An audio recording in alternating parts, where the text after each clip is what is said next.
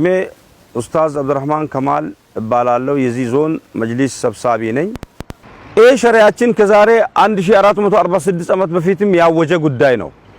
ምክንያቱም ያለው ለሌለው መርዳት፣ መስጠት፣ መተጋገዝ፣ መደጋገፍ ይሄ ሸሪዓ አስምሮበት የተናገረ ነገር ነው። እንደውም ከዚህ ከኢድ ጋር ተያይዞ ሰዎች የደስታ ቀን ስለሆነ በቤታቸው ከነልጆቻቸው በአጠቃላይ የሚደሰቱና በደስታ የሚያሳልፉ ቀን ስለሆነ መሳኪኖችንና እኔ የሚደሰቱን ያህል ሊደሰቱ የማይችሉትን ማህበረሰቦች አግኑሁም ምን الطواف አሉ ነብዩ። እየዞሩ ከሚለምኑ በየሰው በር ከሚቆሙ ከዛ እናንተ ሰጣችሁ እናንተ የተደሰታችሁትን ያህል በየቤታቸው ከነልጆቻቸው እየዞሩ እየተንከራተቱ ከመለመን አብቃቋቸው ቤታቸው ላይ እነሱም ተደስቶ እንዲውሉ የዛን ቀን ፕሮግራማቸውን በደስታ እንዲያሳልፉ አድርጓቸው ይላሉ ነብዩ አለይሂ ሰላቱ ሰላም። እስላማዊ ግዴታችን ነው። ስለዚህ ሙስሊምን በአጠቃላይ የኢድ ቀን በመሆኑ እንጂ ሰው መርዳት ሰው ስለሆነ ብቻ መረዳት አለበት። ወይጢሙነ ጣዕመ አላ ሁብሂ ምስኪናን ወየቲማን ወአሲራ ይላል አላህ።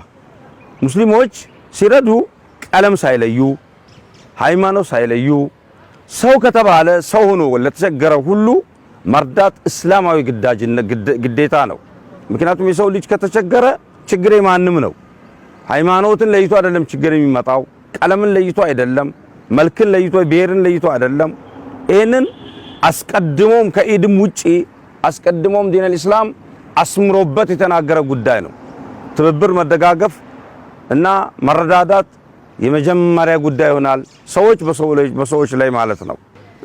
ሙስሊሙ እዚህ ላይ ማድረግ ከሚገባቸው ነገሮችና አንዱ ጥንቃቄ ዘካተል ፍጥርን በመስጠት ጥንቃቄ ይኖረው።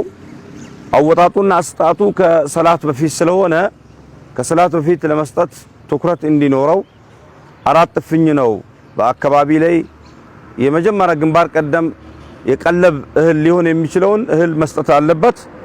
ያ ደግሞ ወደ ኪሎ ሲመለስና ወደ ኪሎ ሲታይ 2 ኪሎ ተኩል ነው የሚሆነው። ከሰላት በፊት የሚሰጥ ነው ይሄ እና ሌላው ከዚህ ጋር ተያይዞ ማድረግ ያለበት የበለጠ ደግሞ የቀረቡ ቤተሰብና ዘመድ የሆኑ ሰዎች ከሆኑ ሚልሱ የሚቀምሱ ነገር የሌላቸው ከሆነ ለነሱ የመስጠቱ ጉዳይ ይቀድማል።